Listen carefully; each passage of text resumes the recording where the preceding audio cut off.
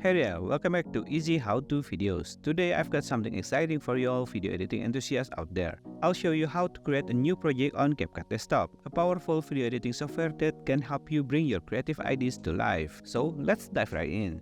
To start a new project, click on the New Project button. It's time to import your media files. Click on the Import button to add your video clips, image, and audio. Capcut Desktop has a great multimedia organization feature. You can arrange your clip and asset in the order you want them to appear in your video timeline. Simply drag and drop your media into the timeline at the bottom of the screen. Now comes to the fun part, editing. You can trim, cut, add transition, effect, and so much more. This is where you can get really creative and make your video shine.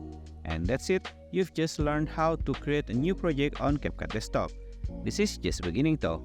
Capcut has a ton of powerful features waiting for you to explore and take your editing skill to the next level. If you found this tutorial helpful, please give it a thumbs up, comment down below if you have any question, and don't forget to subscribe for more awesome how-to videos. Thanks for watching and I'll see you in the next one.